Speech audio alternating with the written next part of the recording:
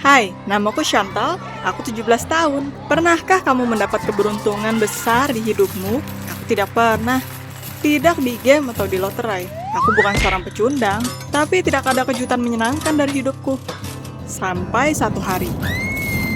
Tonton video ini sampai akhir dan aku akan beritahukan bagaimana aku tiba-tiba menjadi kaya karena sebuah kecelakaan keberuntungan. Seluruh hidupku adalah tentang kreativitas. Aku menggambar, cerita makeup, vlog, dan menciptakan koleksi pakaianku sendiri. Tapi ibu dan ayah berpikir itu semua kegagalan. Sebuah hobi karena aku tidak punya hal untuk dilakukan. Dan sebuah profesi harus serius, seperti yang mereka miliki. Mereka adalah geologis. Mereka keluar ke padang pasir mencari minyak, atau mereka ada di depan komputer menjelaskan kenapa di sana tidak ada minyak. Sangat menarik. Ya, tapi itu adalah sebuah profesi yang stabil dan menguntungkan. Dan orang kreatif itu miskin. Dan bahkan lebih parah dari itu. Aku bertanya jika ini berlaku untuk favorit mereka, Elton John. Itu baik bahwa aku bisa terkait dengan aktivitas kreatif seperti entertainment. Maksudku, mereka tidak keberatan ketika Chloe mengundangku untuk merayakan ulang tahunnya dengan karaoke. Aku malu untuk menyanyi, tapi mereka memberikanku sebuah mikrofon. Aku sangat ketakutan. Tapi lalu lagu favoritku mulai bermain, dan aku lupa di mana diriku dan siapa diriku. Aku ingat musim panas itu ketika ayah dan ibu tidak pergi ke tugas dinas manapun, tapi mengajakku ke sebuah rumah di danau. Kita berenang dan memancing, dan di malam hari kita semua bernyanyi bersama dengan api unggun. Dan lagunya adalah tentang itu. Aku menutup mataku dan mulai bernyanyi.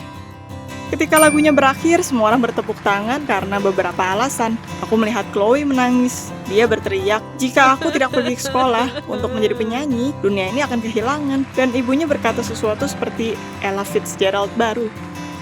Pernahkah kamu seketika menemukan sebuah bakat baru? Beritahukan di komentar. Aku menyombongkan diri ke orang tuaku, dan bahkan bernyanyi untuk mereka. Ayahku berkata aku mempunyai bakat. Tapi ketika aku meminta uang untuk les vokal, orang tuaku menjadi liar. Menyanyi adalah sebuah hiburan. Belajar untuk bernyanyi adalah seperti belajar untuk bermain Scrabble atau menonton TV untuk uang. Uangku untuk berkuliah. Jika aku tidak mau menjadi seorang geologis, aku bisa menjadi biologis, ahli fisika, atau ahli matematika. Dan itu lebih baik tidak menyebutkan seni sebagai profesi. Keesokan harinya aku mengeluh pada Chloe bahwa aku tidak diperbolehkan untuk melakukan yang kusukai. Chloe adalah orang yang serius dan beralasan. Dia memberitahuku bahwa banyak penyanyi terkenal dan aktor bekerja sebagai pelayan, tukang bersih-bersih, dan pengantar pizza untuk menabung uang demi mimpinya. Aku memutuskan untuk menghasilkan uang sendiri. Tapi pekerjaan pertamaku adalah bencana. Aku harus mengantar pizza ke rumah nomor 152, di apartemen nomor 125, dan aku melakukan kebalikannya. Lalu tentu saja aku menyadarinya. Tapi pizzanya sudah dingin. Pesanan pertama, pelanggan pertama mengeluh, pemecatan pertama. Karena pizza tidak berfungsi, aku memutuskan untuk nyanyi di metro. Itu bukan ide yang bagus juga. Suaraku tertelan dan aku hanya menghasilkan segenggam koin. Aku berjalan pulang dengan sedih. Tahu bahwa aku tidak akan pernah menghasilkan uang untuk mimpiku. Keramaian meledak ke arahku dan menyenggol tanganku dengan semua yang kuhasilkan. Chloe adalah seorang teman sejati. Dia tidak mentertawakan kegagalanku. Dan ketika aku berkata bahwa aku mungkin lahir di bawah bintang ketidakberuntungan, dia mengirimiku sebuah ahli bintang. Ahli bintang menggambar beberapa map untuk waktu lama. Dan lalu berkata bahwa aku tak lama lagi akan menjadi kaya. Lucunya. Aku rasa jika aku bertanya apa aku akan pergi keluar angkasa, dia akan berkata sebentar lagi, segera. Tapi Chloe percaya ahli bintang itu seperti dia mempercayai dirinya. Untuk 2 hari, dari pagi sampai malam, dia mendesakku untuk memeriksa keberuntunganku. Ya, aku bahkan membeli sebuah tiket loterai. Wow, aku tidak memenangkan apa-apa. Aku rasa ini waktunya untukku untuk menerimanya dan mulai mencintai geologi. Suatu kali aku pergi ke metro untuk pulang ke rumah. Dan aku mendengar suara buruk. Awalnya aku berpikir ratusan kucing lapar sedang berteriak di suatu tempat. Lalu aku pikir seseorang bermain dengan gergaji. Tapi itu hanyalah musisi jalanan. Jika kamu bisa menyebutnya seperti itu, aku merasa kasihan untuknya. Aku rasa dia lebih buruk di musik daripada aku di geologi. Aku memberikan uang terakhirku ke topi kosongnya. Sisa uang yang kusimpan di kantung. Pria itu berhenti bernyanyi. Berterima kasih dan lalu memintaku untuk mengawasi gitarnya untuk semenit. Sementara dia membeli air. Aku duduk di sana seperti orang bodoh untuk setengah jam, dan dia tidak muncul. Apa dia pergi ke Eropa untuk air? Orang tuaku menungguku, tapi aku takut untuk meninggalkan gitarnya. Aku memutuskan untuk mengambil gitarnya denganku dan mengembalikannya keesokan hari. Di rumah, aku sangat ingin mencoba sesuatu untuk dimainkan. Aku tidak pernah memiliki gitarku sendiri. Aku membuka tempat gitarnya, dan seketika merasakan kantung besar di dalamnya. Tentu saja ini salah, tapi aku masih melihat. Wow! Di mana seorang pria miskin dari Metro mendapat uang seperti ini? Atau ini adalah kekayaan yang ahli bintang itu janjikan? Apa kekuatan lebih tinggi mengirimiku seorang sponsor kaya dalam penyamaran seorang miskin? Aku bahkan membayangkan bahwa dia akan kembali padaku di hari kesuksesanku. Berubah menjadi sebuah peri cantik dan memberikan kata perpisahan bijaksana. Ya, atau menyumpah. Itu tergantung peri jenis apa yang kamu dapat. Pernahkah kamu mendapatkan hadiah dadakan dari takdir? Beritahu kami di komentar. Aku tidak tahu apa yang harus kulakukan. Mungkin itu akan tepat untuk menaruh uangnya kembali dan mengembalikan gitar keesokan harinya. Aku jujur ingin melakukannya, tapi aku ingin lebih banyak belajar musik. Dan aku membayar kelas vokal. Tidak begitu banyak, masih banyak yang tersisa. Senangnya diriku ketika aku pergi ke pelajaran pertama. Mimpiku semakin mendekat. Aku mencoba untuk tidak memikirkan di mana aku mendapat uang untuk pelajaran berikutnya. Aku membayangkan ketika aku menjadi seorang penyanyi terkenal. Seorang pria dari Metro akan datang ke konserku dan seketika memaafkanku. Aku tidak melihat pria itu selama sebulan, walaupun aku pergi ke Metro hampir setiap hari. Dan lalu sebulan kemudian, aku tiba-tiba melihatnya. Dia terlihat sangat buruk. Dia tidak bernyanyi, tapi duduk dan meminta-minta. Sepertinya uang itu adalah yang terakhir. Itu sudah cukup dingin dan sepatunya penuh dengan lubang. Dan dia batuk. Apa ini semua salahku?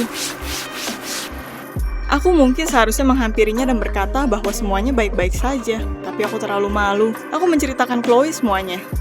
Dia menyadari bahwa semuanya aneh dan mencurigakan.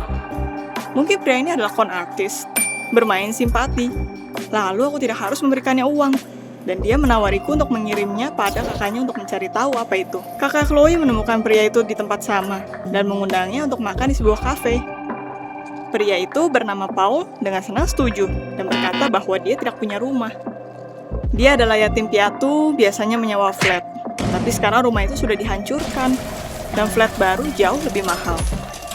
Dia menghabiskan hampir setahun menabung untuk sebuah tempat di sebuah komunitas orang miskin.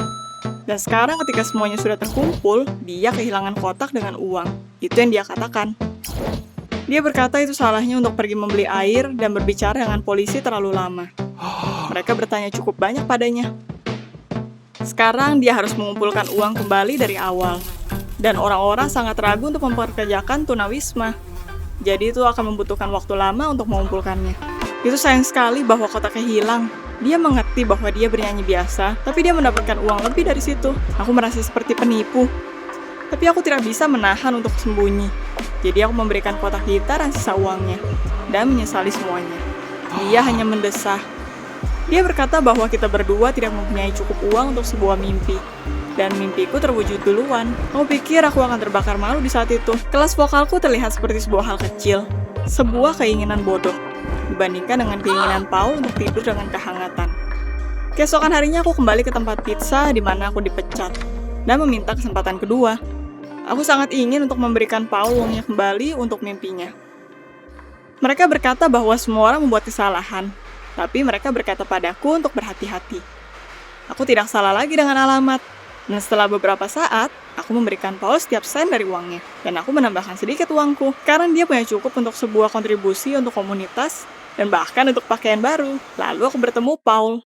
Dia berkata bahwa dia tinggal di sebuah komunitas yang hangat. Dan bahkan menemukan sebuah pekerjaan. Jadi sekarang dia akan mempunyai hidup yang berbeda.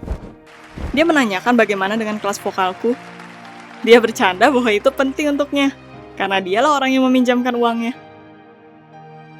Dan aku seketika menyadari bahwa runtutan ketidakberuntunganku berakhir. Mungkin aku tidak seharusnya membeli tiket loterai, tapi aku bisa membuat mimpiku terwujud. Aku mendapatkan sebuah pekerjaan yang mengizinkanku untuk membayar kelasnya. Aku baru saja menyanyi di konser pertamaku, dan bahkan orang tuaku tidak mengeluh karena aku melakukan hal itu.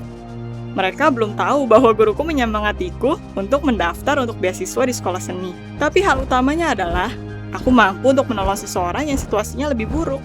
Like jika kamu menyukai ceritaku.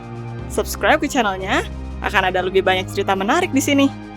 Klik tombol loncengnya untuk menghindari apapun. Aku harap kamu akan selalu memiliki kesempatan untuk memenuhi mimpimu.